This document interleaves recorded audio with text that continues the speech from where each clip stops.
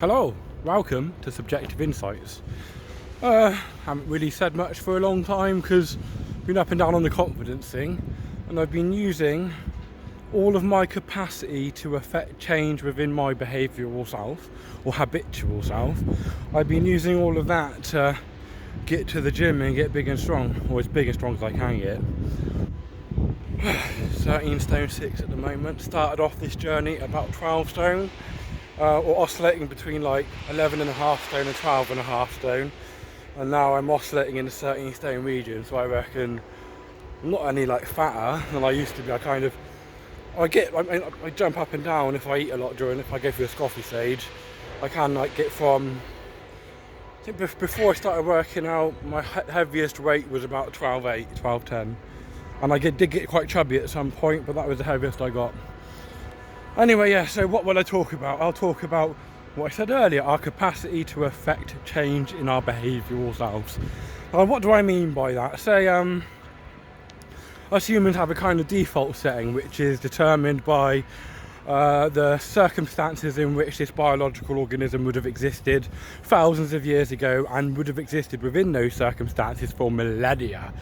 So when you're trying to affect change within your habitual self, when you're trying to become a good boy according to the current circumstances within which we find ourselves, you've got a limited amount of capacity to do that because there's a lot of inertia in the behavioural programs that have been running in us for millennia, way before civilization. And anyway, so you've got a limited amount to do that, but most people, when you look at it for face value, you think, okay, then there is a life I'm living now, some parts good, some parts bad, there's pros and cons to any situation, and there's a life that I want to be living. And on the surface of it, it should be easy, shouldn't it? Like, say you want to be living a life in which you get up at 6 o'clock in the morning, you eat X amount of calories a day and it's all healthy, you go to bed at a certain time, you don't drink and do drugs and all the naughty stuff you know you shouldn't be doing, right? On the surface of it, the good behaviour doesn't seem much different to the bad behaviour. I mean, if we were to try and objectify ourselves and step outside of our kind of subjective way of looking at things, and we were to compare the behaviour of, say, being sat on a sofa all day eating pizza to the behaviour of going to the gym, the only difference is one takes more energy than the other. There is no value scale. But our organism is predisposed to one of those, because out in the wild, if you see a pizza, if you see a couple of thousand calories in an easy to scoff kind of format, you're an idiot if you don't take it, because you don't know where your next meal is going to come from. So our kind of, the suitable behaviour to today is different to what it was before, and that change has happened so quickly. And there's so many people out there saying, oh, you can be perfect straight away, just live the perfect lifestyle, just do the different behaviours, get up at 6, don't eat the burgers and stuff like that. But our willpower, I think, is genetically determined. That is, each person has a certain amount of capacity to affect change within themselves.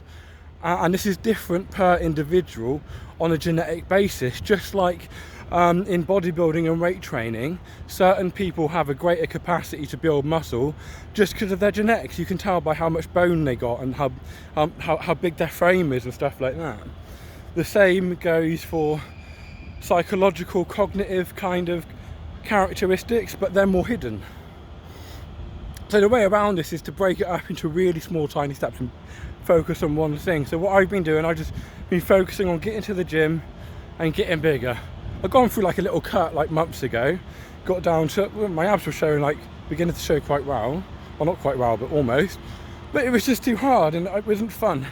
So I thought I'd focus on making sure that I get enough food in so that I can grow and get stronger and just get to the gym, and that's the only two things I focused on. And now I'm doing it through my ups and downs in my life. When I go through lazy periods without much motivation and everything's a slog, I'm getting to the gym now and I'm eating right, well, I'm eating enough. And it's like, before I was doing this, that wasn't what it was. It was just being able to go to work.